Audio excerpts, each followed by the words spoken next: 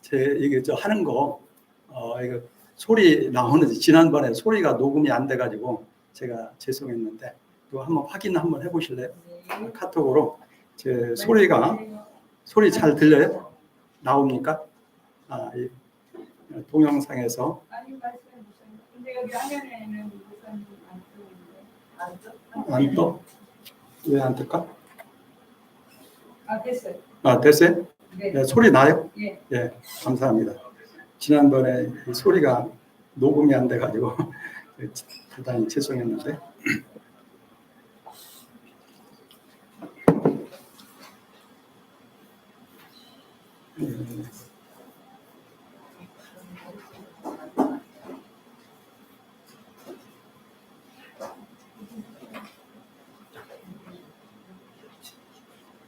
우리 먼저 거기 중간 부분이 있어요. 그 빌립보서 1장 오늘 공부할 거 1절부터 11절까지 한번 먼저 같이 읽고 시작을 하도록 하겠습니다. 빌립보서 1장 1절부터 11절까지 같이 한번 읽겠습니다.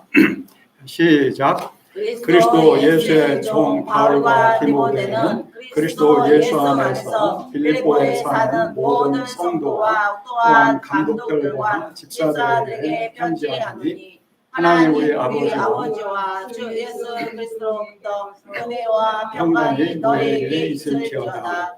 내가 너희를 생각할 때마다 나의 하나님께 감사하며 간구할 때마다 너희 무리를 위하여 기쁨으로 항상 간구함은 너희가 첫날부터 이제까지 복음을 위한 일에 참여하고 있기 때문이라. 너희 안에서 착한 일을 시작하신 이가 그리스도 예수의 날까지 이루실 줄을 우리는 확신하노라.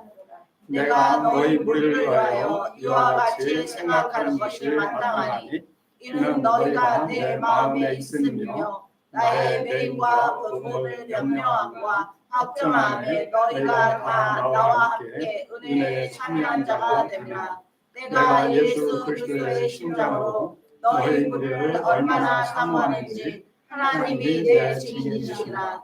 내가 기도하노라. 너희 사랑을 지식과 모든 총명으로 점점 더 풍성하게 하사 너희로 지극히 선한 것을 분별하며 또 진실하여 허물 없이 그리스도의 날까지 이루고 예수 그리스도로 말미암아 의의 열매가 가득하여 하나님의 영광과 찬송이 되기를 원하노라. 아멘.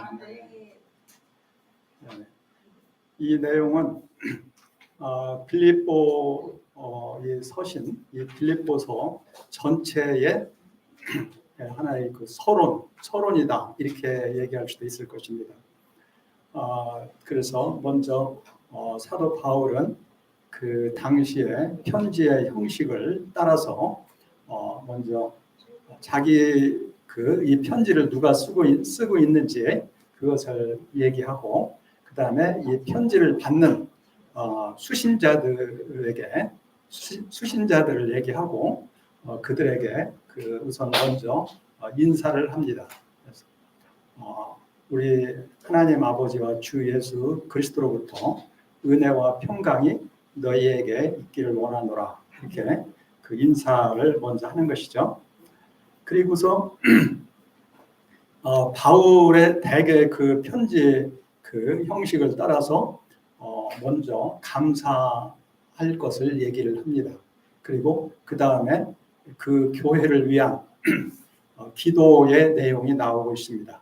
이제 여기까지가 이 편지 전체의 서론이다 이렇게 얘기할 수도 있겠는데 어떤 측면에서 보면은 이 대개 이 서론을 통해서 이 편지의 그 전체의 가장 중요한 그러한 그 주제라고 할까 요점을 여기서 바울이 먼저 얘기하고 있는 것을 우리가 보게 되는 것입니다. 그래서 오늘 우리가 이 내용을 보게 될 때에 이 바울이 오늘 이 편지에서 주된 관심을 가지고 얘기하고자 하는 것이 무엇인가 하는 것을 우리가 여기서 보게 되죠. 그래서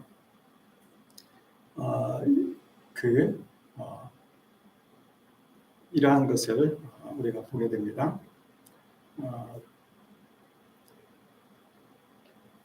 지난 시간에 이제 서론에서 잠깐 우리가 한번 복습을 할 내용이 있는데, 뭐 이 편지의 그 저자는 누굽니까? 사도 바울. 그렇죠? 뭐 이건 다른 이론이 없을 거예요. 그리고 사도 바울 여러분이 잘 알고 있다고 생각을 합니다. 그 다음에 이 수신자는 빌립보 교회의 모든 성도들, 그리고 특별히 이 교회에 대한 편지에서는 감독들과 집사들에게 편지한다. 이렇게 해서 감독들과 집사들을 여기 얘기하고 있는 것을 봅니다. 그런데 여기 이제 그 편지를 쓰는 사람 물론 사도 바울인데, 바울이 이 편지를 자기 혼자 쓰고 있는 것이 아니라 누구하고 함께 쓰고 있다 이렇게 얘기하고 있는데, 누구죠? 디모데가 같이 쓰고 있다 이렇게 얘기합니다. 그 다음에 이 편지를 언제 어디서 썼다고 우리가 되게 봅니까? 그렇죠. 바울이 로마 옥중에서 제1차 투옥 시에 이 편지를 쓴 것으로 이렇게 우리가 보고 있습니다. 그래서 그때가 한 그 시기적으로 보면, 연도적으로 보면 약 한 AD 60년에서 62년 그 사이에 바울이 로마 옥중에 제1차 투옥을 하고 있었다 이렇게 이제 보거든요. 그러니까 그 시기에 이 편지를 썼을 것이다 이렇게 생각을 합니다. 근데 아마도 거기에 그 디모데가 거기 같이 있었던 것 같습니다. 그다음에 그 외에도 다른 사람이 또 있을 수도 있겠지만 특별히 그 디모데가 여기 나와 있습니다. 우리가 지난 학기에 그 골로새서 또는 빌레몬서도 같이 봤는데, 거기 그 골로새, 에베소, 그리고 골로새, 빌레몬서 이 서신들도 로마 옥중에서 제1차 투옥시에 쓴 것으로 보는데, 근데 거기에서는 바울이 그 편지를 쓸 때 그 디모데 외에도 다른 여러 사람들이 같이 있었던 것을 우리가 보았는데, 여기 빌립보서에서는 특별히 디모데 한 사람이 이렇게 나오고 있는 것을 우리가 보게 되죠. 그다음에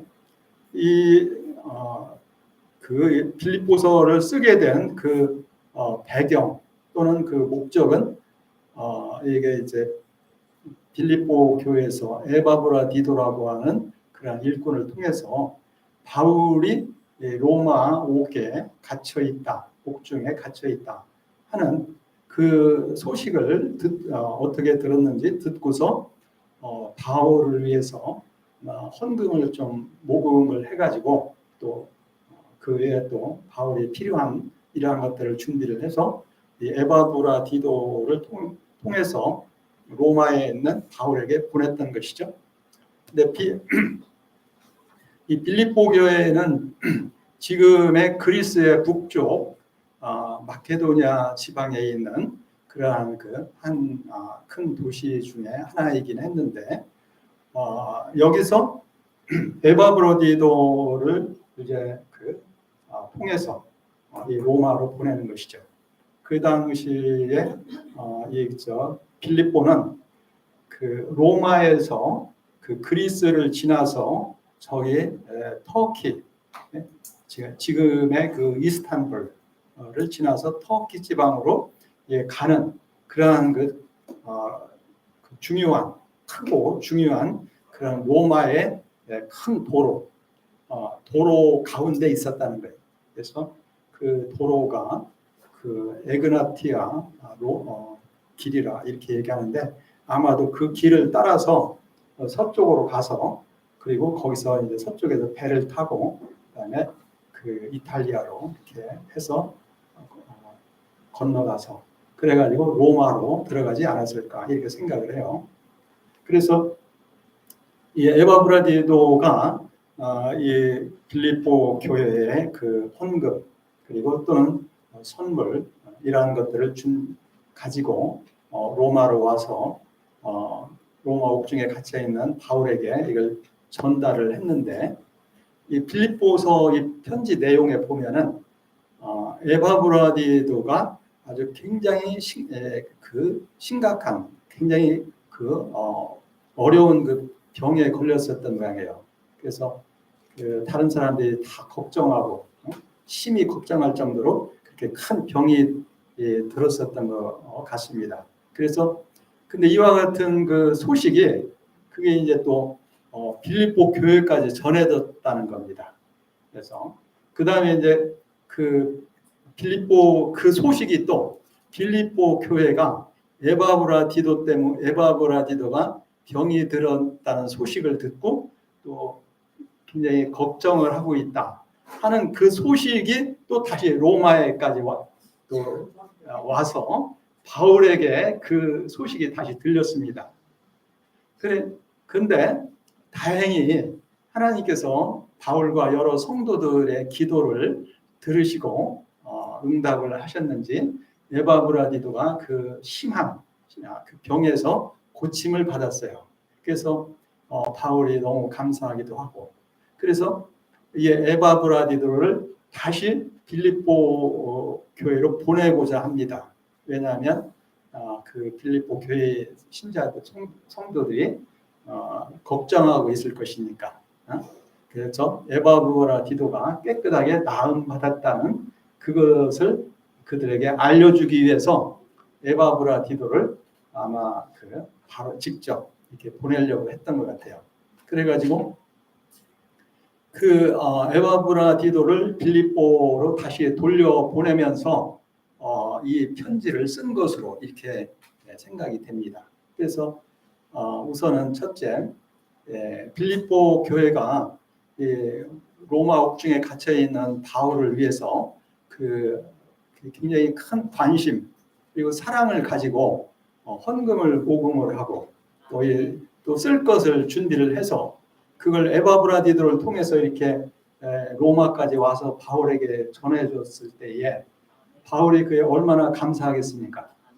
그래서 첫째는 그 빌립보 교회 성도들의 그 사랑, 헌신에 대해서 감사를 표현하고 그 다음에 이제 두 번째는 에바브라디도가 병이 들은 것을 인해서 그들이 걱정하고 있었을 텐데 다행스럽게 하나님의 은혜로 그가 깨끗하게 나았다.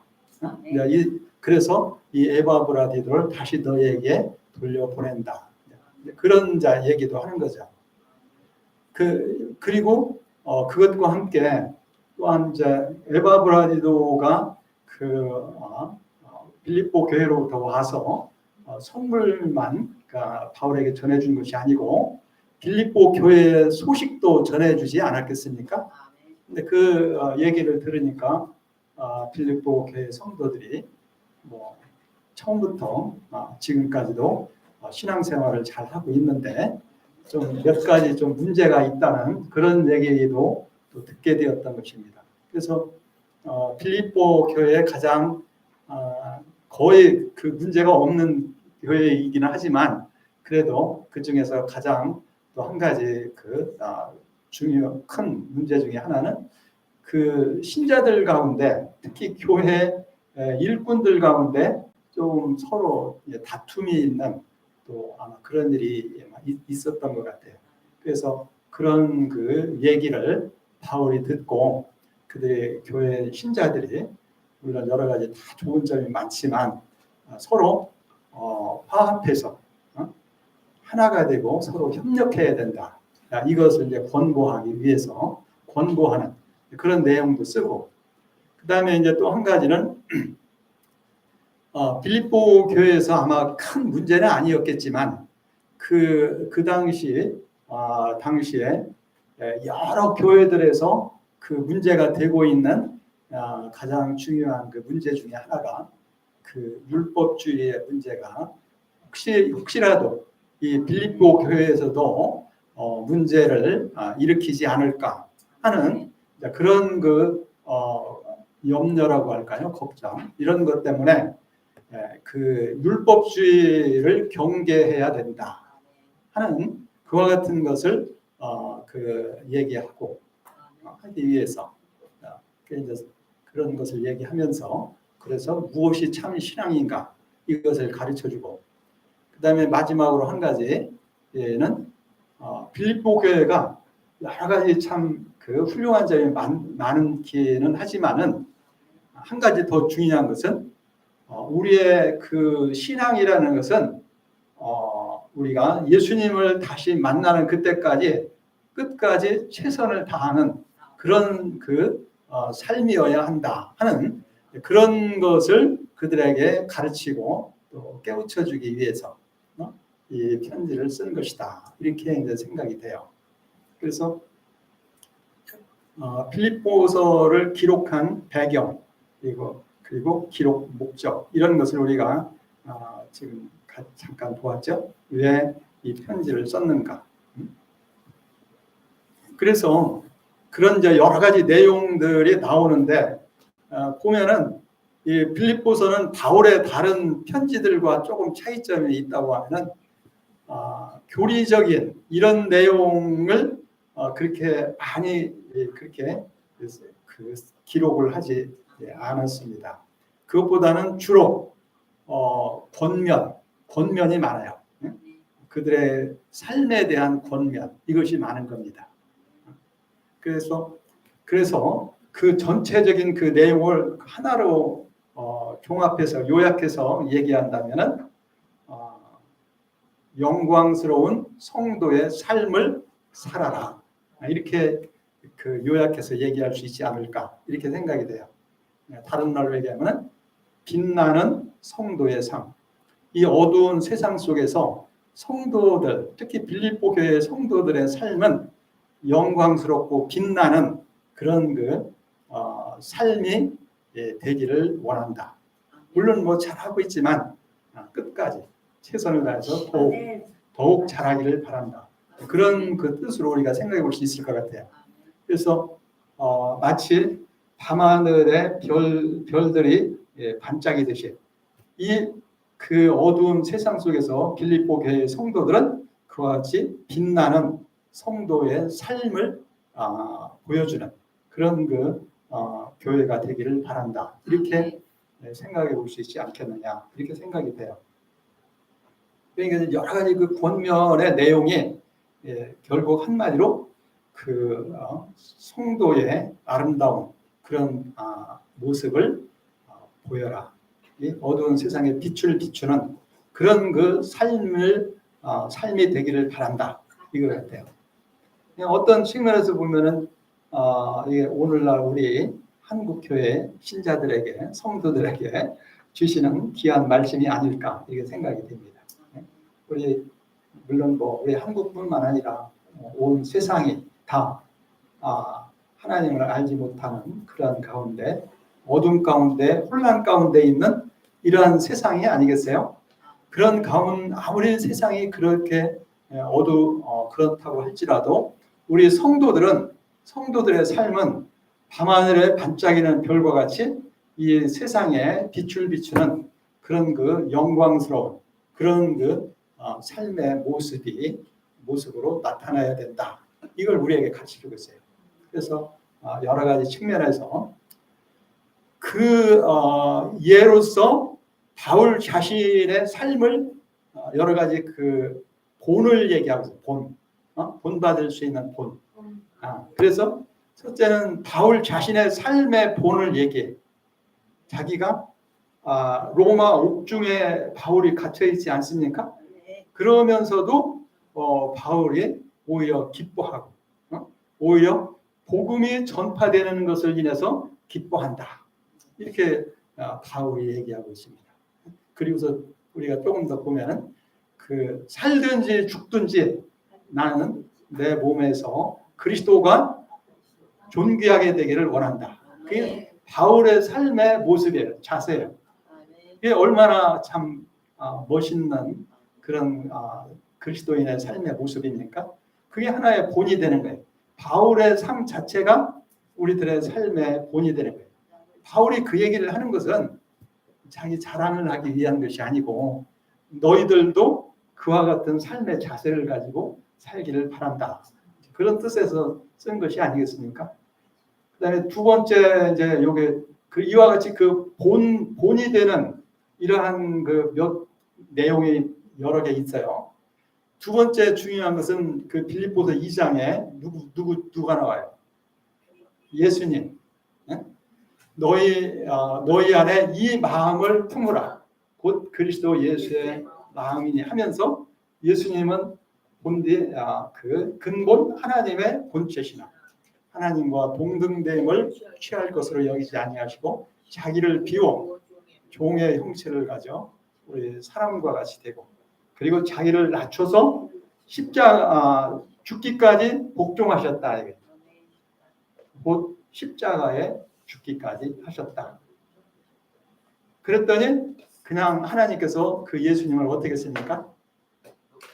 그렇지. 그냥 내버려 둔 게 아니고 무덤 속에 그냥 내버려 둔 게 아니고 그를 일으켜서 지극히 높은 하늘에 앉게 하시고 하나님 우편에 앉으시고 모든 이름에 뛰어난 이름 모든 이름에 뛰어난 이름을 예수님에게 주어서 하늘에 있는 자들과 땅에 있는 자들과 땅 아래에 있는 모든 자들로 그 이름에 무릎을 꿇고 그리고 예수님을 예수 그리스도를 주님으로 입으로 시인하여 고백하여 하나님께 영광을 돌리게 하셨다. 이렇게 얘기를 하는 거예요. 그러니까 그 모든 피조물의 경배와 경배를 받는 그러한 그 예수님 되셨다.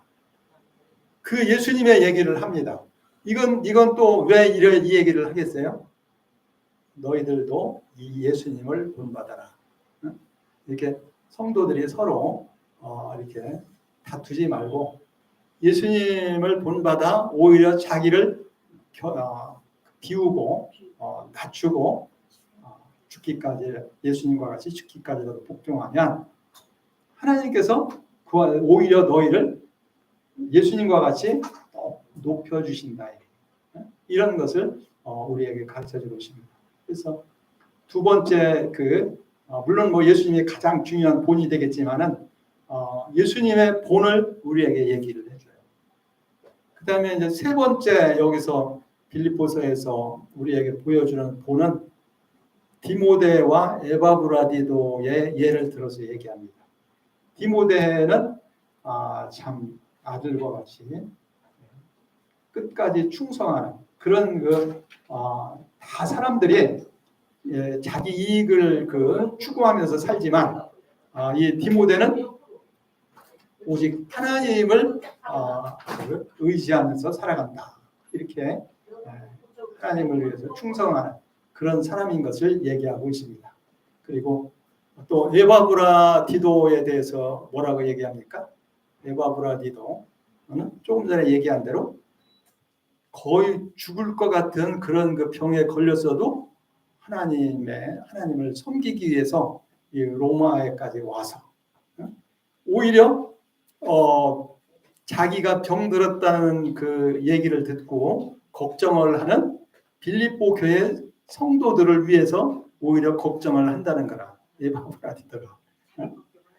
그래 이와 같이 이런 사람들은 자기의 그 목숨보다도 주님을 섬기는 것, 주님을 섬기는 것을 더 중요하게 이렇게 생각하고 끝까지 충성하는 이런 그 일꾼들이 아니냐. 네? 그러면서 이런 사람들을 너희가 귀중하게 여기고 본받으라 이렇게 얘기해요. 그러니까 이제 그 디모데나 에바브라디도와 같은 그런 충성된 일꾼들의 그 예를 들어서 얘기를 합니다. 이 사람들도 굉장히 중요한 본이 되지 않겠어요? 그 다음에 이제 어떻게 보면 그 빌립보 교회 성도들 자신이 본이 되는 거예요. 바울이 여러 군데서 그들이 그 바울에게 이렇게 귀한 헌금과 이런 그 선물을 준비해서 로마에까지 이렇게 보내주고 하는 것이 그게 보통 일이 아니다 이게. 그 당시에 그 로마에까지 찾아오는 것 그 자체가 그렇게 쉽지 않은 그런 시대였지 않습니까? 그런데 그걸 그리고 빌립보 교회는 그 한두 번 한 것이 아니라 처음 예수님을 믿기 시작할 때부터 바울이 여러 그 선교 활동을 할 때 이렇게 그 지원을 해주고 도와줬다는 거예요. 사도행전에 보면은 그 제2차 전도여행 때 데살로니가로 갔을 때 거기서 그때도 빌립보 교회에서 도와주고 그다음에 바울이 남쪽으로 내려와서 고린도에서 1년 6개월 있을 때 그때도 도와주고 그다음에 또 우리가 사도행전에 보면은 바울이 제 3차 전도여행 때 3차 전도여행은 특별히 그 예루살렘 예루살렘에 굉장히 큰 흉년이 있어서 거기 예루살렘 교회를 돕기 위한 그 헌금 모금 활동을 했었던 것입니다. 바울이. 그래서 소아시아의 여러 교회들 그리고 그리스, 마케도냐, 그다음에 그리스 남쪽에 고린도 지역 이쪽에 있는 여러 교회들로부터 우리가 우리 예루살렘 교회가 우리의 모교회가 아니냐? 근데 우리 모교회인 그 예루살렘 교회가 그 흉년이 들어서 굉장히 어려워하는 것 같은데 이런 때 우리가 좀 협력해서 예루살렘 교회를 도와줌으로써 우리가 서로 교회가 서로 간에 그 유대 관계를 더욱 강하게 하고 또 어떤 측면에서 보면은 우리들이 다 예루살렘 교회에 큰 은혜를 받은 게 아니냐. 예루살렘 교회가 그 박해 가운데서도 그 복음을 전하고 이렇게 함으로써 그 복음이 우리들에게까지 전해진 게 아니냐. 이런 측면에서 보면은 우리가 다 그 예루살렘 교회에 그 특별히 영적인 측면에서 복음을 듣고 믿어서 구원 얻었으니까 얼마나 큰 복을 받은 것인가. 이런 것을 우리가 생각할 때 우리가 거기에 대한 조금이라도 보답하는 그런 차원에서 우리는 그래도 이쪽 그 그리스나 여러 지역에서는 아직 그런 큰 흉년이 안 들었었던 모양이죠. 그래서 자기들이 할 수 있는 대로 헌금을 모아서 그래서 바울과 여러 교회 대표들과 함께 예루살렘으로 그 헌금을 전달하도록 했던 것입니다. 그래서 그런 내용들이 로마서에도 나오고 그 다음에 고린도전서, 후서 이런 데에도 그 내용에 복음 활동한 그런 내용이 나오는데 특별히 그 고린도후서 8장 이런 데 보면은 이런 그 모금 활동을 하는데 이 필립보 교회가 앞장서서 헌금을 했다는 겁니다. 근데 그것도 그러면 필립보 교회는 어떤 큰 여유가 있어서 그렇게 했느냐? 꼭 그것도 아니라는 겁니다. 굉장히 여러 가지 그 이방에 있는 여러 교회들이 주위의 사람들로부터 많은 박해, 또 어려움도 당하고 또 그들 자신도 그렇게 경제적으로 그렇게 풍부하지도 않은 그런 상황임에도 불구하고 그들의 기쁜 마음으로 그리고 아주 열심을 가진 마음으로 이렇게 헌금을 모아서 이렇게 같이 참여를 했다는 것입니다. 근데 그리고 거기에 빌립보 교회, 마케도냐에 있는 빌립보 교회가 그 앞장서서 이런 일을 했다. 그것에 대해서 바울이 감사하는 내용이 오늘 우리가 보는 그 감사, 거기에도 나와 있을 뿐만 아니라 여기 빌립보서 특히 4장에 보면은 그 내용이 좀 더 자세하게 나와 있어요. 그래서 바울은 이런 것들에 대해서 감사를 하는 거죠. 그래서 바울이 이와 같은 것에 대해서 감사하는 것은 자기가 로마 옥중에서 여러 가지 어려움이 있는데 재정적으로 여러 가지 도움을 줘서 고맙다. 그런 차원이 아니고 이것은 너희의 향기로운 재물이다. 이렇게 얘기해요. 그러니까 바울은 그것을 어떤 경제적인 도움 그것보다도 그들의 사랑과 헌신의 표현이다 이거예요. 그것도 단순히 바울에게 한 것이 아니고 그건 하나님께 대한 그 헌신의 예물이다 이렇게 얘기를 하는 겁니다.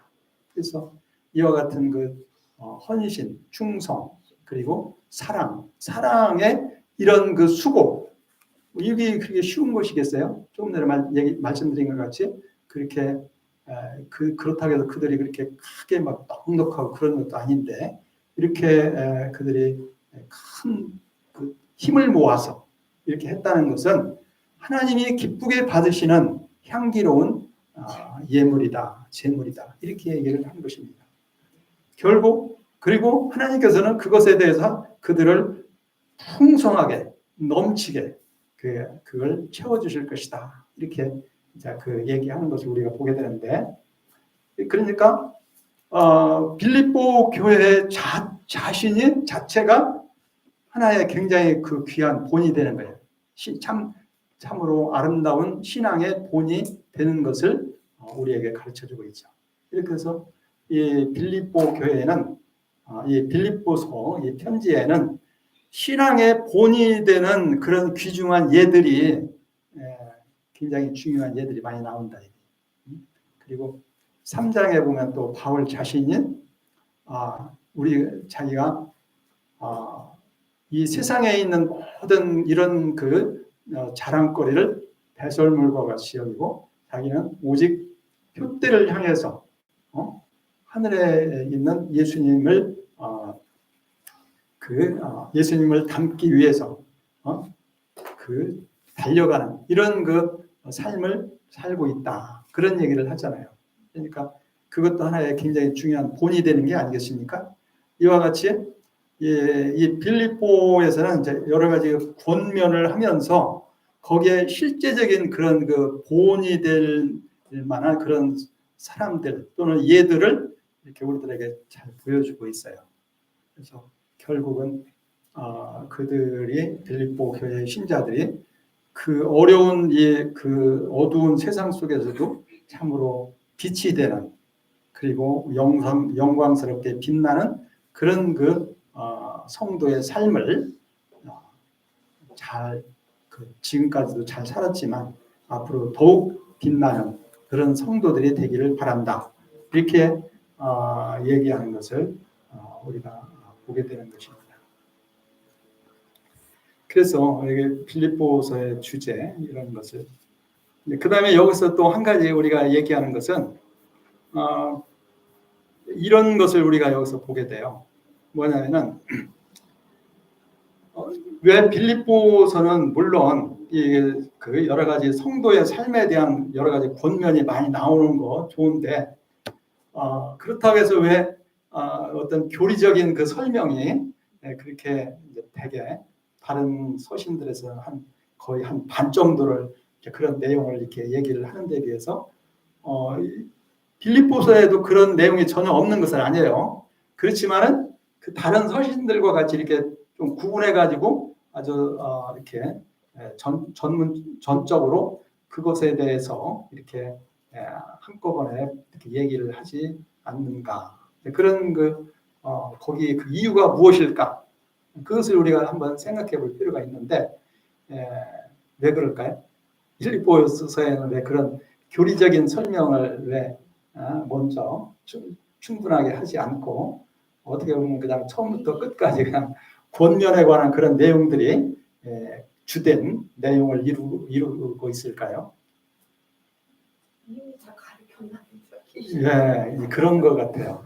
그러니까 물론 이 빌립보 교회 신자들은 바울의 그 가르침, 교훈을 아마 잘 배우고 그것을 아마 잘 실천을 하고 있었던 것 같아요.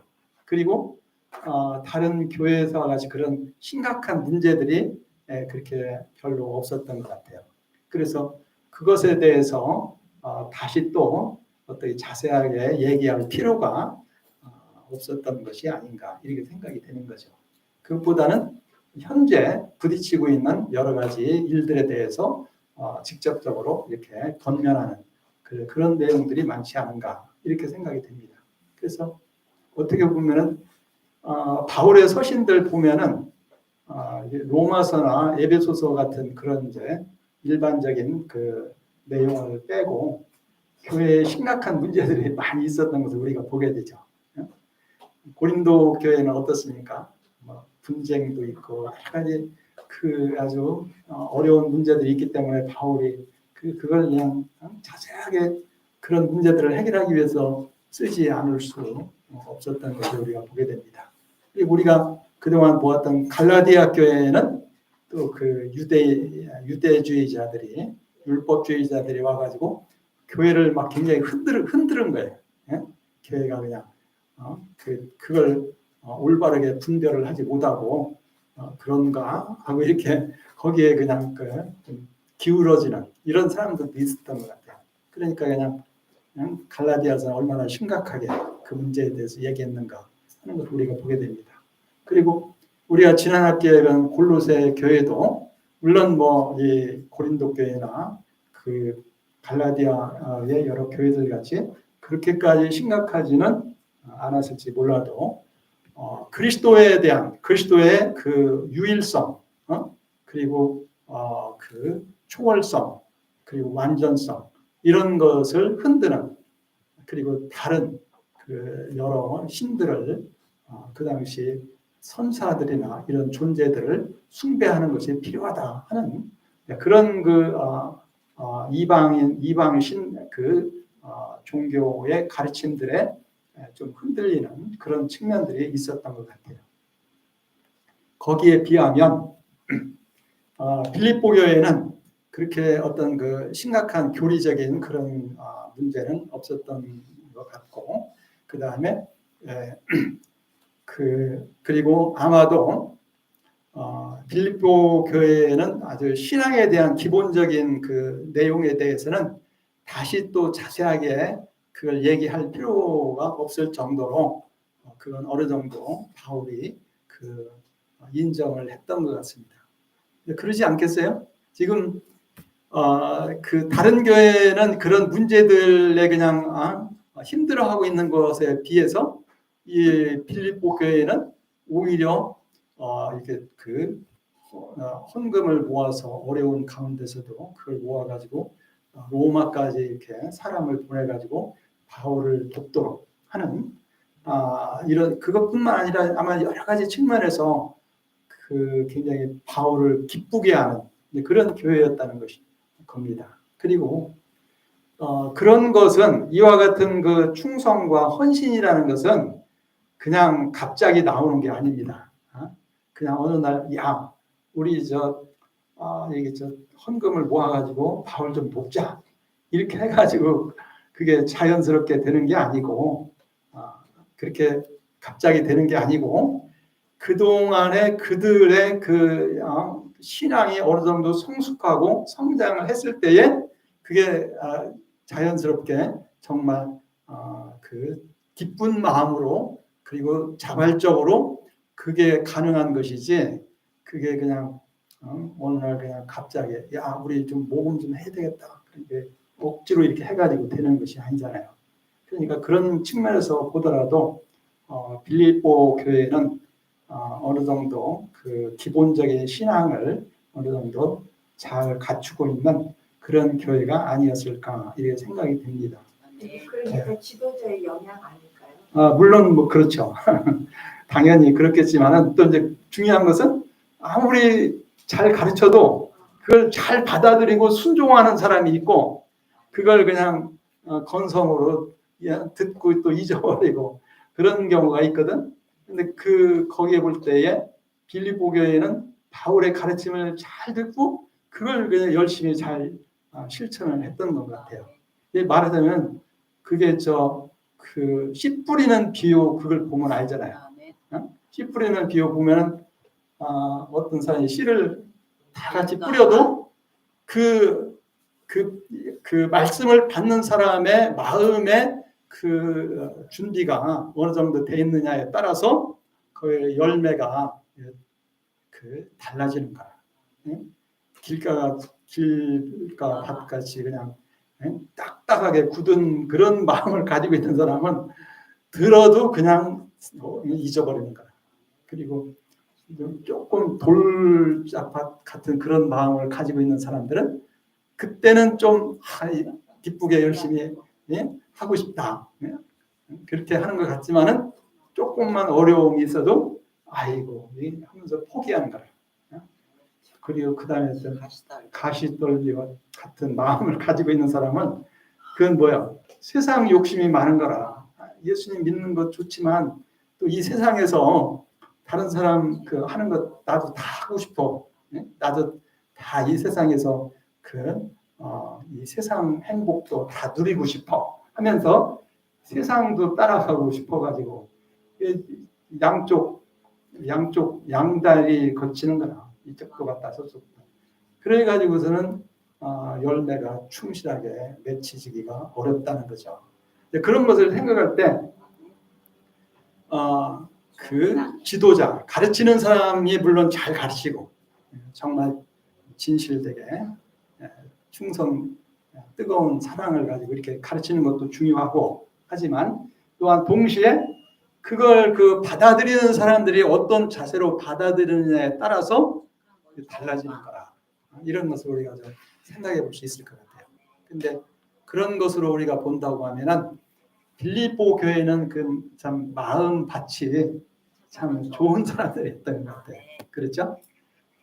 그래 처음 우리가 사도행전 16장이나 이런 데도 보면은 거기 바울이 얼마나 빌립보에서 복음을 전할 때 힘들어서 고생을 했으니까 옥에 갇히고 매를 맞고 갇히고 그렇게까지도 하고 그랬던 것을 우리가 보잖아요. 그런 가운데서도 아마도 거기에 루디아가 그 교회에 굉장히 중요한 역할을 하지 않았을까 이렇게 생각을 해요. 루디아. 그래서 제가 작년엔가 빌립보 거기 저도 가봤는데 루디아 교회라고 있더라고. 거기 이제 사람들이 기념으로 세운 거지. 그때 교회가 지금까지 있겠습니까? 그런데 하여튼 굉장히 참 사랑과 헌신이 풍부했던 그런 신자들이었던 것 같아요. 루디아부터가 그 사도행전 16장에 보면 뭐라고 해요? 네가 나 믿는 사람으로 알면 우리 집에 와서 우리 집에서 머물러라.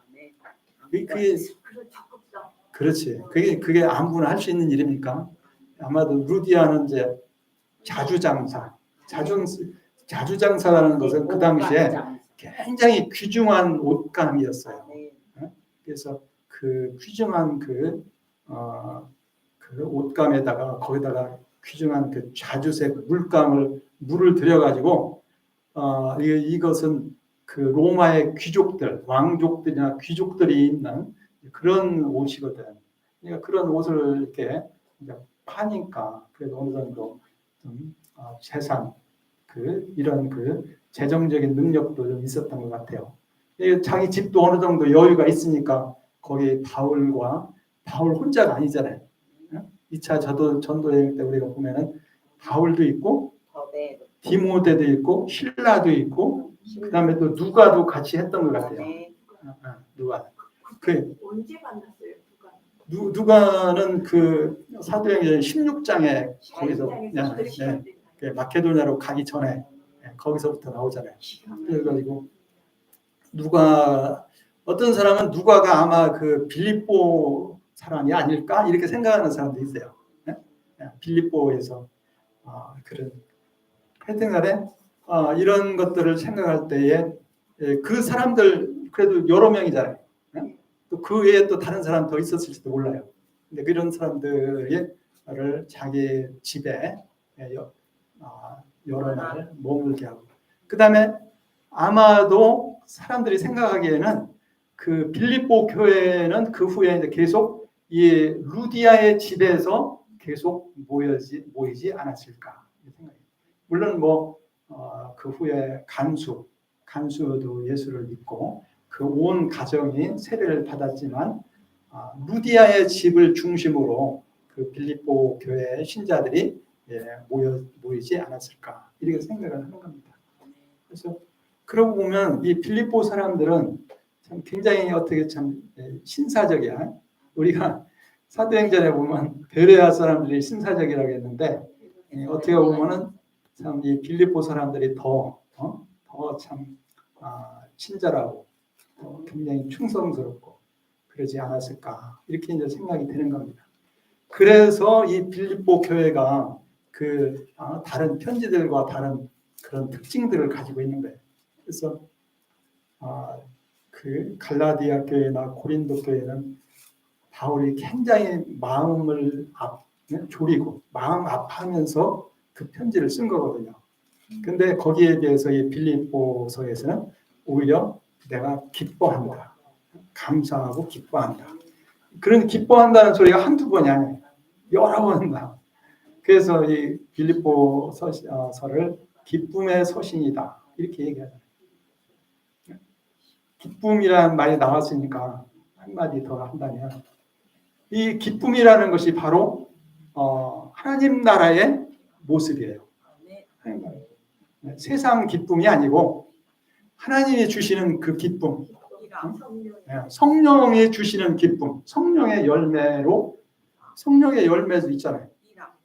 사랑, 기쁨, 화평. 기쁨이 두 번째라 하네. 성령의 열매 두 번. 기쁨. 그 다음에 로마서 14장 17절에 보면 거기 분명하게 기쁨이 하나님 나라의 모습이다. 이렇게 나와 있어요. 어떻게 되어 있습니까? 로마서 14장 17절. 제가 여러 번 얘기한 그 굉장히 유명한 성구인데 하나님의 나라는 먹는 것과 마시는 것이 아니요 오직 성령 안에 있는 의와 평강과 희락이다. 희락이 기쁨이야. 성령의 열매도 희락이로 나왔는데 그게 기쁨이야. 기쁨. 그러니까 성령의 열매고 하나님께서 주시는 그 하나님 나라의 선물이라. 그러니까 그걸 누리는 거예요. 기쁨을 누리는 거예요. 천국의 기쁨을 누리는 거죠. 그래서 빌립보 서시가 빌립보 서신이 이런 특징을 가지고 있다. 이런 것을 우리가 좀 생각하는 것이 좋을 것 같아요. 그래서 오늘날 우리 그 신자들이 한국 교회 성도들이 이 빌립보 교회와 같은 그런 그 성도들 신자들이 된다면 얼마나 하나님을 기쁘시게 하겠습니까? 그래서 우리가 그 한국 교회의 새로운 모습, 이 세상은 점점 더 어지러워지고 어두워지는 이러한 세상 속에서 참으로 하나님을 믿는 하나님의 백성들, 자녀들의 영광스러운 모습, 그 빛나는 모습을 보여줄 수 있는 그런 우리 한국 교회가 되기 바라요. 네. 자, 여기 한번 잠깐 요거 전체적인 그 우리 줄거리잖아요. 서론 오늘 그 감사 기도까지 하고 그다음 2부, 3부가 다 권면이에요. 네? 복음을 제가 2부를 갖다 그냥 하나로 복음을 위해서 협력하라. 네, 그렇게 크게 내놨는데 좀 더 구체적인 것은 바울 자신의 예를 들어서 얘기했고 그다음에 서로 빌립보 교회 한 가지 좀 그들에게는 나름대로 큰 문제가 좀 서로의 간에 다툼이 있는 그것에 대한 이런 권면이 있죠. 서로 협력해서 하나가 되어야 된다. 그래서 그걸 예로서 예수님을 그 본으로 드렸고 그 다음에 이제 디모데와 에바브라와 같은 그런 충성된 일꾼들을 본받으라. 그 다음에 이제 3장에서 4장은 그냥 하나로 묶어서 참 신앙인의 삶이 어때야 되느냐. 여기서 이제 참 신앙이 무엇인가에 대한 그런 내용이 여기 좀 나와요. 그러면서 그거 얘기하지만 보다 더 여기서 강조하는 것은 참 신앙을 가진 사람의 삶이 어떠한 삶이 되어야 하느냐. 그걸 여러 가지. 첫째는 참 신앙을 가져야 되고 바울과 같이 표대를 향해서 달려가는 삶이어야 된다. 우리가 아무리 신앙생활 그동안 잘 했어도 거기서 멈추면 안 된다. 우리에게는 더 높은 목표가 있어요. 예수님. 예수님을 향해서 끝까지 바울과 같이 표대를 향해서 달려가는 그런 우리들의 삶이 되어야 된다. 그리고 또 뭐라고 해요? 그다음에 이제 우리의 시민권은 하늘에 있다. 하늘의 소망을 가지고 살아가자. 그런 얘기. 그다음에 이제 4장에서는 여러 가지 권면들, 성도의 거룩한 삶에 관한 여러 가지 권면들. 그다음에 아까 얘기한 대로 빌립보 교회가 처음부터 지금까지 이렇게 얼마나 충성되게 또 헌신적인 그러한 그 삶을 살았는가 보여줬는지 그것에 대한 감사 그리고 거기에 대해서 하나님의 큰 복이 함께할 것이다. 그런 그 얘기를 하는 것을 우리가 보죠. 그래서 우리가 빌립보서신 이 편지의 전체적인 그 내용이 주로 어떤 내용인가 하는 것을 이렇게 한번 살펴보는 것도 중요해요. 그 다음에 이제 서론에서 인사가 나오는데 인사는 우리가 다른 여러 그 편지들을 보면서 그 자세한 내용은 우리가 거기서 봤으니까 그래서 그렇게까지 자세하게 볼 필요 없고 간략하게 제가 여기서 본다면 특징을 하나 본다면 물론 뭐 여기 이제 바울 아까 얘기한 대로 디모데와 함께 이 편지를 쓰고 있다. 이 디모데를 여기다 이렇게 쓴 것은 아마도 빌립보 교회의 신자들이 디모데를 잘 알겠습니까? 모르겠습니까? 알겠죠. 왜? 2차 전도 여행 때부터 바울하고 같이 활동했잖아요. 빌립보. 그리고 또 계속 3차 전도 여행 때 다시 또 빌립보에 이렇게 들렸다가 그리고 거기서 고린도까지 갔다가 다시 돌아와서 마케도니아의 빌립보에 다시 왔다가 예루살렘으로 가는 거라. 그러니까 그래가지고 이제 그 다음에 로마로 왔잖아요. 그러니까 이 디모데 빌립보 교회 신자 성도들이 디모데를 잘 아는 거야. 그러니까 디모데도 같이 편지를 쓴다. 이렇게 아마 그 앞에다 얘기를 한 것 같아요. 그다음에 이제 아까도 말씀드렸지만 이 빌립보 교회에서 인사에서 조금 특징적인 게 하나는 그냥 일반 성도들 이렇게 하면 이제 그 교회 신자들 다 포함이 되는데 거기다가 감독들과 집사들에게 편지한다. 아마도 이 얘기를 왜 했을까? 그것은 그들이 교회의 책임자들로서 첫째는 감사하는 표현이기도 하고 그들의 수고에 대한 감사의 표현이기도 하고 두 번째는 그 교회를 끝까지 잘 책임감을 가지고 돌봐달라. 그런 그 하나의 그 부탁의 의미도 있지 않을까 이렇게 생각을 해요. 그래서 우리가 디모데 전서나 디도서나 이런 데 보면 감독이 있고 장로가 있어요. 근데 아마 이 당시에는 감독과 장로가 거의 같은 그런 뜻으로 쓰였어요. 그러니까 장로는 이제 교회의 그 어른, 지도자라는 뜻이고, 그 다음에 감독이라는 것은 그들을 돌보는 사람들이다 이런 뜻이에요. 감독이 영어로는 overseer라고 하는데 돌본다, 전체적으로 돌보는 그러한 일을 하는 사람들이다.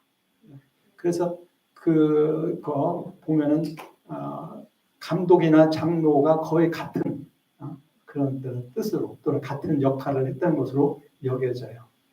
나중에 이제 교회가 조금 그 교회 역사가 지나가면서 감독은 특별히 그 교회 전체에 한 사람을 세워서 교회 전체에 대한 책임자의 역할을 하도록 이렇게 한 것을 보게 됩니다. 장로는 이제 여러 명이 있을지라도 감독을 특별히 교회 전체에 대한 책임자로 세우게 되는 그런 것을 우리가 보게 돼요. 교회가 조금 더 이제 그 시간이 지나게 되면 그런데 이 바울이 편지를 쓰는 그 당시에는 아직은 그렇게까지 구분이 되지 않고 거의 장로나 마찬가지로 다만 감독이라고 하는 것은 교회를 돌본다는 그런 전체적으로 돌본다는 그런 뜻이 더 있고 있다고 이렇게 생각이 됩니다. 그리고 집사는 어떤 오늘날과 같은 어떤 그 직분이라기보다도 그 당시에는 교회를 위해서 여러 가지 그 섬기는 일을 하는 이런 사람들을 뜻하지 않았을까. 아직은 교회가 초기 단계니까 아마 그렇지 않았을까 그렇게 많이 생각을 해요. 그러다가 이제 좀 더 점점 시간이 지남에 따라서 공식적인 직책으로서 이것을 임명을 하게 되죠. 근데 아마 어쨌든 이제 그게 중요한 게 아니고 어쨌든 감독이든지 집사든지 교회에서 중요한 그 역할을 하는 그런 또 특별히 그들을 돌보는 그러한 그 중요한 일을 하는 분들이니까 그들에 대한 감사와 함께 그들의 그 교회에 대한 책임을 이렇게 일깨우는 그런 뜻이 있지 않을까 이렇게 이제 생각을 합니다. 그 다음에 이제 여기 이런 내용들은 그냥 여러분들이 특히 이제 여기서는 바울이 로마서나 이런 게 문제가 있는 교회에서는 내가 사도라는 것을 분명히 발표해요. 내가 예수님의 사도로서 권위를 가지고 내가 이러한 것을 너희에게 가르치고 명한다. 이렇게 하는 데 비해서 빌립보 교회와 같이 여기서는 그럴 필요가 없었던 것 같아요. 사도라는 말은 없고 그냥 그리스도 예수의 종이다. 그런 어디는 이제 사도라는 말하고 종이라는 말을 같이 쓰기도 하는데 로마서는 근데 여기서는 그냥 종이다 그런 얘기예요. 이 종이라는 것에는 크게 두 가지를 생각할 수가 있어요. 첫째는 그 당시에 종은 주인에게 철저하게 복종을 해야 되는 거다. 특히 로마의 종들은 주인에게 철저하게 복종을 하는 그런 뜻으로서 예수님의 종이다. 예수님을 철저히 예수님의 뜻에 순종한다. 그런 겸손의 의미가 있고 또 하나의 의미는 이 구약 성경에 보면은 하나님의 일꾼들을 여호와의 종이라고 했어요. 모세나 기타 다윗이나 이런 여러 사람들을 여호와의 종과 같이 그냥 종이 아니라 하나님의 종이니까 하나님의 일꾼이니까 얼마나 영광스럽냐. 그걸 인정을 하는 그런 측면이 있는 것이죠. 그래서 그러니까 이 종이라고 예수 그리스도의 종이라고 할 때는 우리가 크게 한 두 가지 측면을 생각해 볼 수가 있다는 거예요. 하나님께 또는 예수님께 대해서는 철저하게 복종한다. 자기를 겸손하게 낮추는 이런 측면이 있는가 하면은 그러면서도 또 하나님의 일꾼이라고 하는 그런 여기 있으니까 괜찮아요. 그걸 존경하는 그런 또 의미가 우리 신자들의 입장에서는 또한 존경하는 그런 측면도 있다. 여기 있어요. 괜찮아요.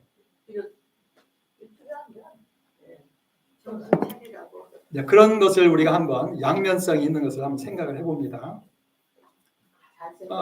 그래서 빌립보에 있는 항상 감사합니다. 그래서 이 성도들이라는 이 명칭에 우리가 여러 번 배웠으니까 잘 알지만은 굉장히 귀중한 거예요. 카톨릭에서는 이 성도를 어떤 특별한 공을 세운 사람들에게만 성도라 이렇게 성인 또는 성도라고 그러는데 근데 성경에서 원래는 그런 뜻이 아닙니다.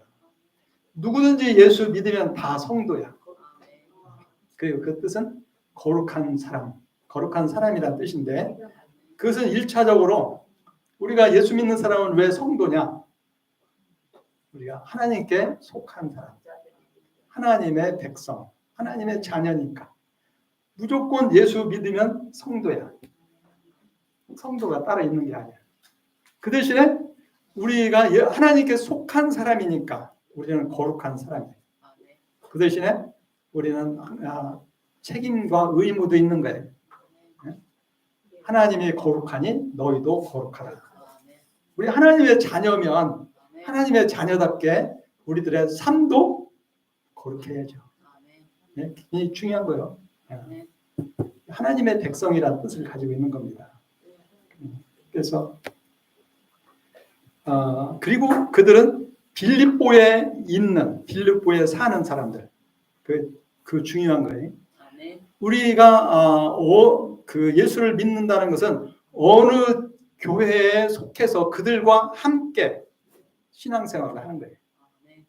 원래 그 신앙이라는 것은 혼자라는 것은 없어. 아멘. 원래 우리가 예수를 믿으면 하나의 공동체를 이루어야 돼. 아멘. 왜냐? 우리는 그리스도의 몸이잖아. 아멘. 몸이 각 부분이 우리는 각 사람 몸의 각 부분과 같거든. 아멘. 아무리 자기가 훌륭해도 이 몸에서 떨어져 나가면 어떻게 돼? 뜻이요. 죽는 거야. 아멘. 그러니까 우리가 예수를 믿으면 우리는 성도들, 다른 성도들과 함께 교제해야 되는 거야. 교제. 서로 협력하고 교제하고. 그래서 우리는 그리스도의 몸 안에서 하나가 되어야 되는 거야. 아멘. 그것이 우리가 중요하다. 그러니까 지역 교회, 어느 교회든 시간에 그곳에서 같이 어울려서 협력하는 그런 우리가 되어야 된다. 이런 것을 우리가 생각해 봅니다. 그래서 혼자서 신앙생활 한다는 것은 그건 안 되는 거예요. 불가능한 거예요. 하나님 기뻐하지도 않고. 그래서 요거 이제 그 다음에 은혜와 평강을 기억한다. 이건 뭐 다 알죠. 이건 다 얘기했으니까 지난번 거 그냥 한번 몇 가지 좀 생각을 복습을 했습니다. 그 다음에 인사는 이제 오늘 들어간 거고, 그 다음에 이제 그 3절부터 11절까지는 이제 바울의 일반적인 편지 형식에 따라서 먼저 감사, 그리고 그 교회를 위한 기도, 이게 나오죠. 이걸 한번 봅시다. 그런데 우선 먼저 바울은 너희를 생각할 때마다 하나님께 감사하고, 그리고 또 항상 너희를 위해서 간구할 때마다 기쁨으로 간구한다. 이렇게 얘기해요. 그러니까 헬라어로는 이렇게 유카리스토, 감사한다는 뜻이에요. 토세오, 하나님에게, 무나이 하나님께. 그리고 에피, 파세이, 테, 무네이아, 휘몬. 무네이아라는 것은 생각한다, 기억한다. 그러니까 전에도 얘기했지만 기억하는 거예요. 기도하는 것은 곧 기억하는 거예요. 기억하고 기도하는 거예요. 바울은 이제 빌립보 교회를 생각하는 거예요. 그러면서 기도하는 거죠. 이 빌립보 교회를 생각하면 감사가 나오는 거라. 감사가. 그다음에 또 그들을 위해서 또 간구해. 그들을 위해서 성도들, 바울은 항상 성도들을 위해서 기도하는 거예요. 그게 이제 주의 종의 할 일이죠. 근데 그 기도를 해도 기쁨으로 기도하는 거야. 기쁨으로. 고린도 교회 같이 그 교회를 생각하면 고민이 되고 그냥 마음이 고통스럽고 그런 게 아니라 빌립보 교회를 생각하면 감사가 넘치고 마음이 기쁜 거라. 그럴 때 복이 더 임하는 거예요. 아멘. 주의 종이 기뻐하는 것은 하나님이 기뻐하시는 거야. 아멘. 주의 종을 기쁘게 하는 것은 하나님을 기쁘게 하는 거야. 아멘. 주의 종은 모든 참된 주의 종들은 하나님을 대신해서 그 일을 하고 있잖아요. 아멘. 그래서 근데 이 빌립보 교회는 참 바울을 얼마나 기쁘게 했으면 여기 기쁨을 가지고 기쁨으로 간구한다. 다른 데는 없는데 여기만 이렇게 특별히 있어요. 그것도 한번 생각해 볼 필요가 있어요. 아멘. 나는 주님을 기쁘시게 하고 있는가? 네. 하나님을 기쁘시게 하면 복을 받는 거야. 아멘. 하나님이 기뻐하는 자에게 복을 안 주시겠어요? 아멘. 하나님을 기쁘시게 하는 자. 잠언 16장 7절에 뭐라고 되어 있어요? 사람이 여기 3절. 사람의 행위가 여호와를 기쁘시게 하면 그 사람의 원수라도 그와 더불어 화목하게 한다. 아멘. 원수가 변해서 친구가 되는 거야. 얼마나 놀라운 기적이야. 이거 됩니까? 우리 인간의 노력으로 안 되잖아요. 근데 하나님 기쁘시게 하면 그게 된다는 거라. 하나님 정말 놀라운 일이죠. 두 번째, 그러면 그 이유를 얘기해요. 두 번째는 바울이 그들을 생각할 때마다 하나님께 감사하고 그들을 위해 간구할 때마다 기쁨을 가지고 간구하는 그 이유가 무엇이냐? 그것은 그들이 첫날부터 이제까지 복음을 위한 일에 그들이 참여하고 있기 때문이라. 바로 여기서 그걸 얘기를 하고 있어요. 그러니까 여기서 이제 헬라 원어에는 뭐라고 되어 있냐면은 복음을 위하여 교제한다. 이렇게 되어 있어요. 여기 코이노니아 이게 교제잖아요. 네? 또는 그 동참, 참여한다는 뜻이에요. 교제하는데 에이스토 유앙겔리온 하는 건 무슨 뜻이야? 복음을 위하여. 에이스라는 것은 위하여. 그러니까 근데 그것이 첫날부터 지금까지.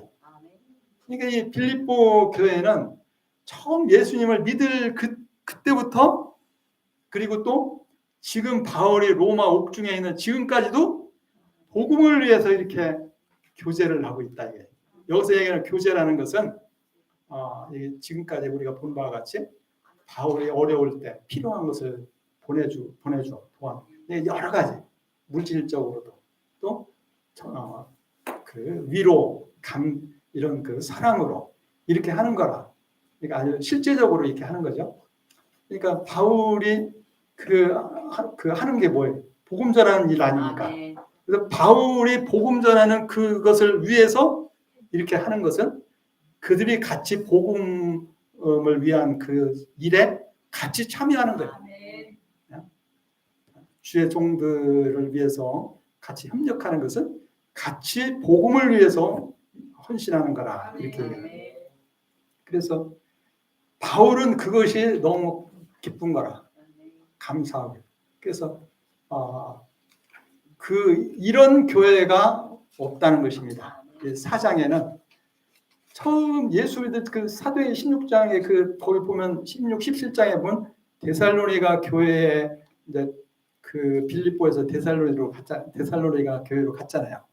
거기서 또 박해를 받아서 또 베레아로 가잖아요. 그래서 거기서 빌립보에서 거기까지 사람을 보내서 이렇게 협력하고 그랬다는 거예요. 그래서 그러니까 처음부터지. 아까 말씀드린 것 같이 2차 때, 3차 때, 그리고 또 예루살렘 교회를 위해서 지금 이 로마에 있는 여기까지 참 대단한 교회. 그래서 이 너무 감사해. 아까도 얘기했지만은 어떤 그 물질적인 어떤 도움을 받은 그들의 사랑, 헌신, 그리고 그것은 그들의 신앙이 그만큼 성숙했다는 것을 의미하는 거예요. 이 말씀드렸잖아요. 그러니까 이런 것을 생각할 때 말하자면 바울의 수고한 것이 헛되지 않고 열매를 맺고 있다는 표가 아니겠어요? 그러니까 바울이 기뻐하는 거라. 그래서 그걸 얘기했어요. 그래서 그걸 복음을 위하여 복음을 위한 그 일에 같이 참여하고 있는 것이다. 이렇게 얘기합니다. 그다음에 그 헬라 원어로 보면은 이게 조금 무슨 뜻인가 좀 어려운 점이 좀 있기도 한데 그냥 쉽게 한번 생각을 해봤습니다. 3. 바울이 이와 같이 감사하고 기뻐하는 또 하나의 이유는 빌립보 교회 성도들 안에서 착한 일을 시작하신 하나님이 예수 그리스도의 날까지 그걸 완전하게 이루실 것을 내가 확신하기 때문이다. 바울이 그렇게 얘기했거든요. 근데 여기서 빌립보 교회 신자들 안에서 착한 일을 시작하신 분은 누구예요? 하나님이지. 하나님 착한 일을 시작했다고 했는데 그 착한 일이 뭘까?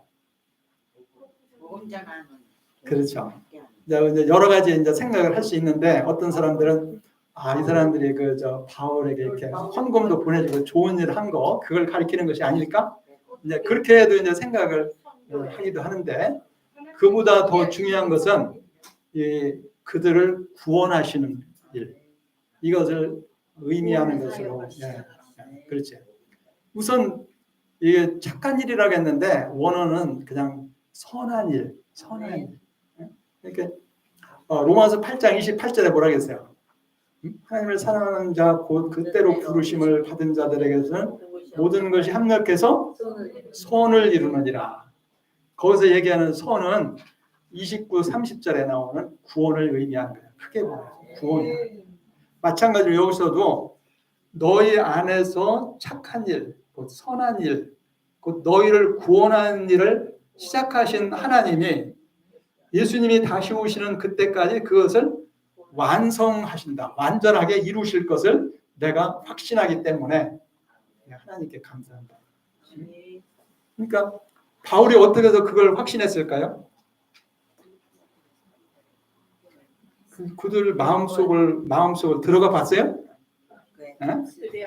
믿는 거 그렇지. 이 헌금을 이렇게 보내는 거 그거 아무거나 할 수 있는 게 아니잖아요. 그리고 여러 번 그것도 이렇게 어려운 가운데서도 그들의 신앙이 참되다, 확실하다. 그걸 그리고 그 신앙이 성장하고 있다는 것을 보여주는 증거다 이거예요. 그런 것을 생각할 때에 하나님이 확실히 너희들 안에서 그 구원을 완전하게 이루실 것을 내가 확실하게 믿는다 이거예요. 그러니 내가 감사하지 않을 수가 있겠느냐. 뭐 이런 거죠. 그러니까 이제 물론 뭐 그거 다 좋은 선한 일을 하는 거 그것까지 다 포함해서 크게 보면 가장 좀 그들을 구원하는 일을 가리킨다. 그리스도 예수의 날까지니까. 네, 그렇지. 구원하는 것을 가리키는 것이다. 이렇게 생각. 그러니까 너희들의 구원이 확실하다. 이거. 하나님이 그걸 확실하게 이루실 것을 내가 확신하기 때문이다. 그래서 우리의 신앙은 우리들의 삶으로서 이렇게 나타나야 된다. 이거예요. 그런 것을 생각해 볼 수가 있겠죠. 그 다음에 그리고 또 이제 바울이 얘기해. 4번. 바울은 말하기를 자신이 그들을 위하여 이와 같이 생각하는 것, 지금까지 얘기한 것 같이 감사하고 여러 가지 이런 것에 대해서 기뻐하는 그런 것을 얘기하죠. 그것이 마땅하다, 옳다 이래. 그게 당연하다. 왜? 그 이유는 그들이 바울의 마음에 있다. 빌립보 사람들이 바울의 마음 속에 있는 거야. 뭘 얘기해? 바울이 그들을 마음 속에 품고 있는 거죠. 그렇게 그만큼 사랑하는 거예요. 네? 여러분들이 여러분 자녀들을 마음에 품고 있죠. 네? 그와 같이 사랑하는 것을 의미합니다. 그 다음에 그리고 또 너희가 다 나의 매임은 뭘 가리킬까? 옥에 갇힌 거, 쇠사슬에 매인 거, 옥에 갇히는 그런 고난을 당하는 거기에서도 그 다음에 복음을 변명함과 확정함에 그 같이 동참했다. 좀 전에 얘기한 걸 여기서 다시 얘기하는 거예요. 그런데 옥에 갇힐 때에도 같이 협력하고 그 다음에 복음을 변명하고 확정한다. 이게 무슨 뜻일까요? 변명이라는 거 뭐 변명하는 거예요? 이게 이제 조금 더 얘기한다면 변호하는 거예요.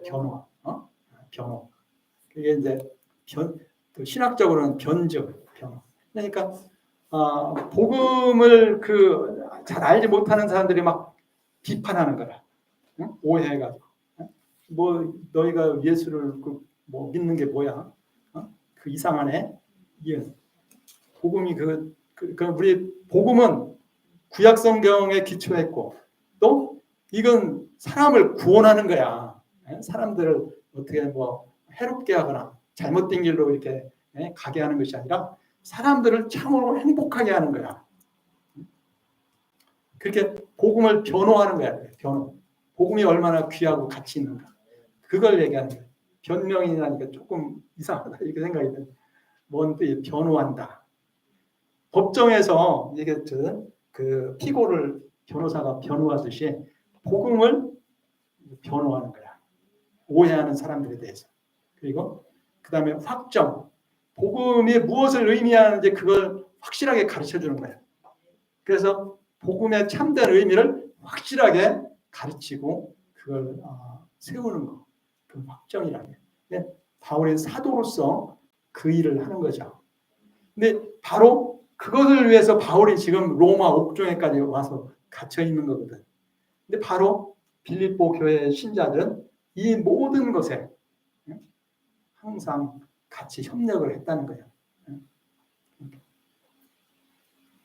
그러니까 예루살렘에서도 여러 번 재판을 받잖아요.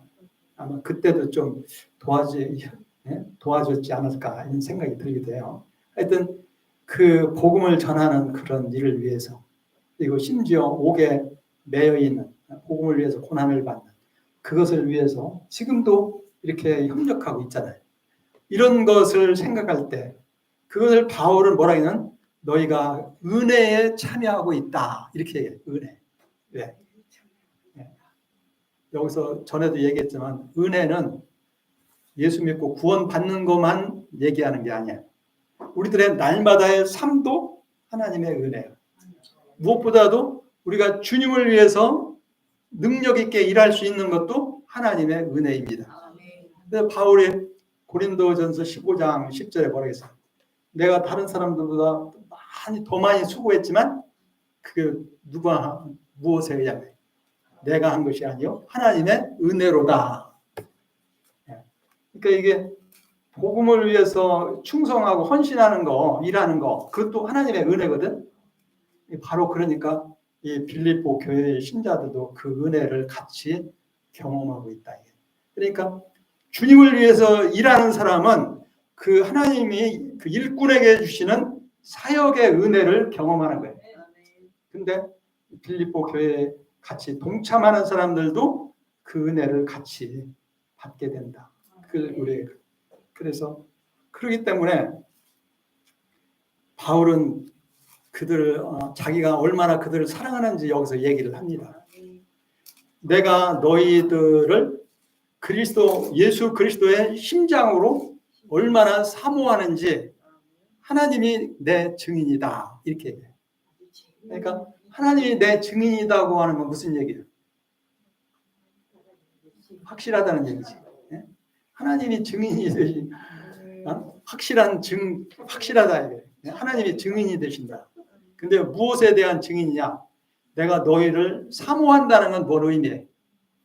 사랑을 의미하죠. 그러니까 빌립보 교회 신자들을 보고 싶은 거라, 만나고 싶은 거라, 그들을 뜨겁게 사랑하기 때문에. 근데 그것도 그냥 조금 인간적인 그런 것이 아니라 그리스도 예수의 심장으로 너희들을 내가 얼마나 사모하는지 그 하나님이 그 증인이다 이렇게 얘기해요. 그러니까 한마디로 바울이 그들을 얼마나 정말 마음속 깊이 뜨거운 사랑으로 사랑을 하고 있는가 하는 것을 우리에게 가르쳐주고 있죠.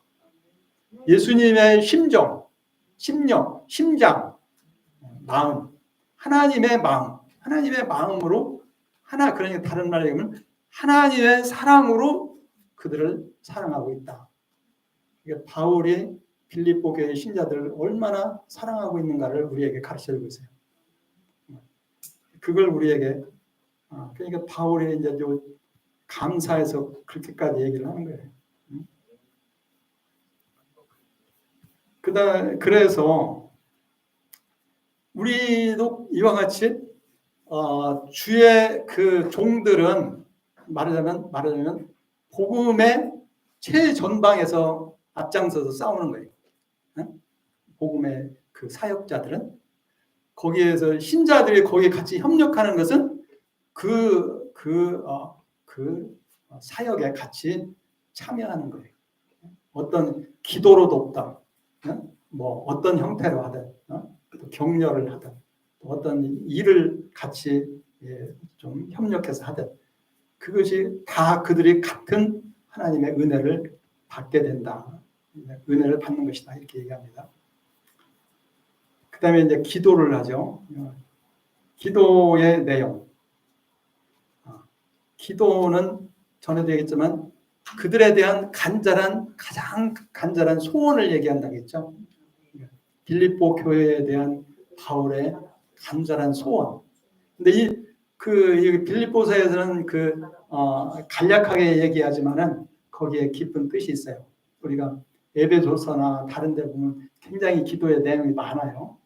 근데 어떻게 보면 별로 기도가 너무 짧은 거 아니야? 이렇게 생각되지만은 가만히 생각하면 굉장히 깊은 내용입니다. 첫째, 몇 가지 기도 제목이 있는데, 첫째는 너희의 사랑이 더욱 풍성해지기를 원한다. 사실은 빌립보 교회에 사랑이 많잖아요. 그러나 더욱 풍성해지기를 원해.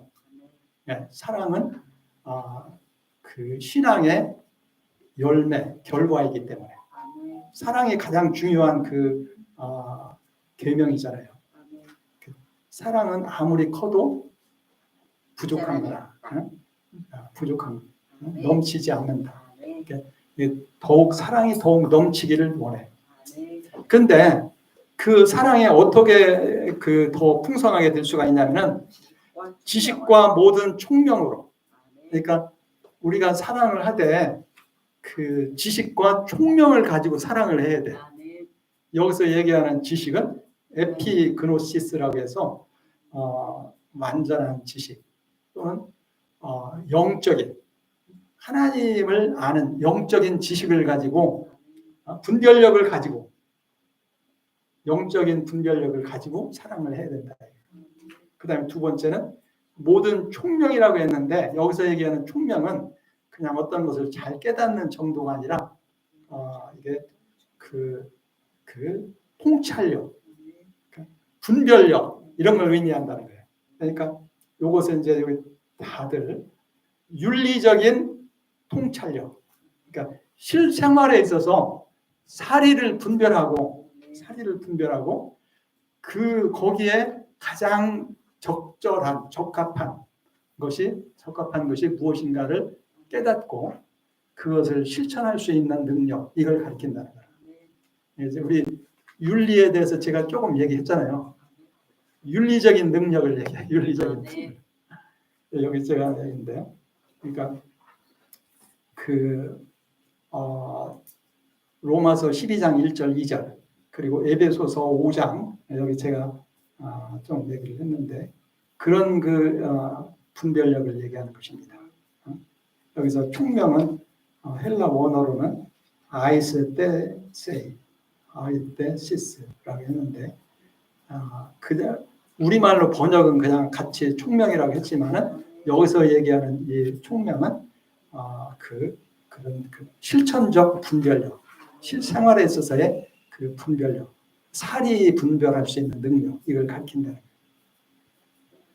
제가 토요일 날을 제가 조금 어떤 일이 있어가지고 그냥 급하게 올리느라고 충분하게 못해서 올렸는데 제가 아무래도 좀 더 보충하는 게 필요한 것 같아서 주일날 제가 이걸 좀 더 보충해서 다시 올렸거든요. 가능한 새로 올린 그걸 보면 거기 조금 더 자세하게 이런 내용이 들어 있습니다. 제가 토요일 날 올린 것은 조금 그런 걸 좀 더 자세하게 못해서 죄송한데 주일날 저녁에 올린 그걸 한번 참고해요. 두 번째, 사랑에 충만해지고 지식과 분별력이 안에서 사랑이 많아지면 그 다음에 어떻게 되느냐? 이게 점진적으로 이렇게 그렇게 돼 있어요. 기도가. 그러면은 그들이 지극히 선한 것을 분별하게 되기를 원한다. 그래서 지극히 선한 것. 이것은 헬라어로는 디아페론타. 이것은 뛰어난 것, 아주 좋은 것, 이걸 얘기해. 그러니까 물론 우리 그리스도인들이 선을 행해야 되지만은 선에도 더 높은 선이 있고 조금 차원이 있다고 그랬잖아요. 무엇이 더 하나님이 기뻐하시는 뜻인가? 이런 것을 분별할 수 있는 능력을 갖게 되기를 원한다. 지극히 선한 것. 그래서 그걸 분별할 수 있는 가치의 차원이 다른 것을 생각해 볼 수가 있습니다. 그렇게 되면 그 다음에 또 이제 어떻게 되느냐? 그들이 진실하여 허물 없이 그리스도의 날까지 이르기를 원한다. 여기서 진실하다고 우리말로 번역을 했는데 헬라 원어로는 이게 무슨 뜻이냐면은 에일리 크리네이스. 에일리라는 것은 햇빛을 얘기합니다. 햇빛에 비춰서 이렇게 판단하는 거. 햇빛에 비춰보는 거예요. 햇빛에 비춰서 흠이 없는 거. 그러니까 얼마나 그 순수한 걸 의미하겠어요? 아무런 흠이 완전히 순수한 거. 그러니까 우리 그 신자들을 빌립보교의 신자들이 그 햇빛에 환하게 비춰도 아무런 흠이 없이 깨끗한 거라. 그렇게 순수하게 되기를 원한다. 거기서 또 두 번째 허물 없이 아프로스코포이 이것은 걸리는 것이 없이 흠이 없이 걸리는 것이 없이 거의 비슷한 말인데 조금 다른 표현이죠. 그래서 이게 그런 거리낌이 없이 이런 뜻이라. 그러니까 완전하게 순수하고 흠이 없는 이라는 것을 얘기하죠. 그렇게 되기를 원한다 이게. 그렇게 되기를. 근데 그것도 언제까지냐? 그리스도의 날까지. 그러니까 지금 예수를 믿어서 우리가 예수를 믿으면 우리는 순수하게 돼요. 깨끗하게 돼요. 내가 그렇게 된 것이 아니라 예수님의 십자가의 피가 우리를 깨끗하게 씻어주는 거예요. 우리를 그 새 사람이 되게 하잖아요. 근데 그렇게 깨끗하게 순수하게 십자가로 피로 깨끗하게 씻어준 것이 예수님이 오실 때까지 순수함을 계속 지켜간다 이거예요. 아직 그것이 좀 부족하다고 하면 더 앞으로 깨끗하게 씻음을 받아서 주님이 만나는 그때 완전한 흠이 없이. 그렇지. 그렇지만 어쨌든 예수님의 피는 항상 우리를 깨끗하게 하는 그런 일을 하는 거예요. 매일. 항상 십자가의 그 은혜가 우리 가운데 항상 있는 겁니다. 그래서 그 다음에 마지막으로 제가 말씀드린 것 같이 이게 계속해서 이게 연결이 되어 있는 거예요. 그렇게 되면 이제 어떻게 되느냐? 마지막으로 그들이 예수 그리스도로 말미암아 의의 열매가 가득하여 하나님의 영광과 찬송이 되게 하시기를 원합니다. 이게 바울의 기도의 내용이에요. 빌립보 교회를 위한 기도의 내용이에요. 에베소서나 이런 데보다는 조금 너무 간략한 것 같은데 그래도 빌립보 교회는 요 내용만 해도 충분한 것 같아요. 그래서 이렇게 우리가 이렇게 순수하게 되고 그러면은 어떻게 되냐? 우리에게 의의 열매가 가득하게 된다. 뭘 얘기하겠어요? 우리들의 삶이 우리들의 삶을 통해서 의의 열매가 맺혀지는 거라. 의로운 행실. 그러니까 우리들의 모든 삶 속에서 의를 행하는 사람이 되는 거예요. 그 의의 열매라고 해요. 그런데 그것을 바울은 뭐라고 했냐면 예수 그리스도로 말미암아. 그것이 예수님의 은혜에 의해서 가능한 거다. 예수님의 은혜에 의해서. 그리고 우리는 어떻게 그렇게 되느냐? 예수님을 믿고 그 말씀을 순종할 때 이렇게 되는 거예요. 주님의 은혜에 의해서. 그래서 우리가 날마다 주님을 믿고 의지하고 순종하며 살아갈 때에 주님의 은혜와 능력에 의해서 우리들의 실제 생활 속에 이런 의의 열매가 실제 우리들의 삶을 통해서 풍성하게 맺어지는 거예요. 의로운 행실이. 이렇게 되면은 마지막으로 어떻게 된다고요?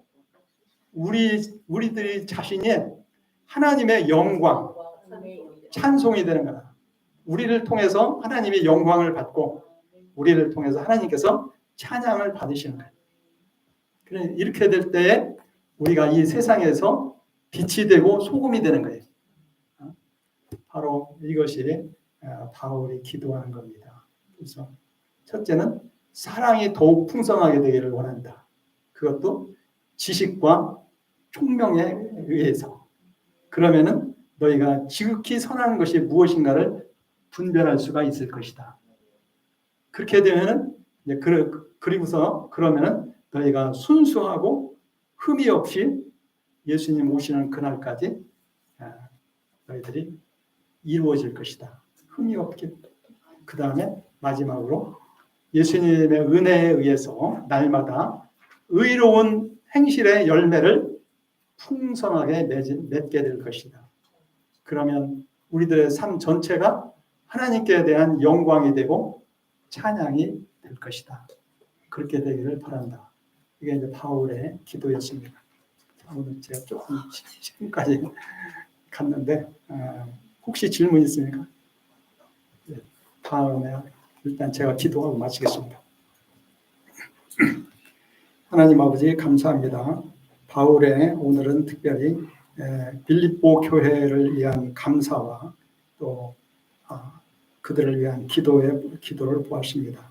바울이 그들에 대해서 왜 이렇게 감사하고 또 사랑하는지, 또 그들을 위해서 무엇을 위하여 기도하는지 우리가 이것을 생각하면서 우리도 하나님 모시기에 기쁘시게 할 수 있는 그러한 우리들의 삶이 되게 하여 주옵소서.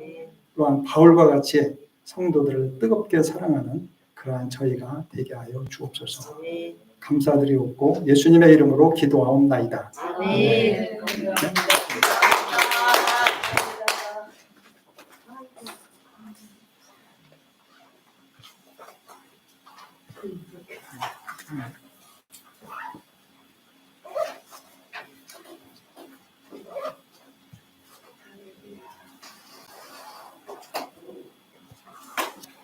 홈페이지 열어.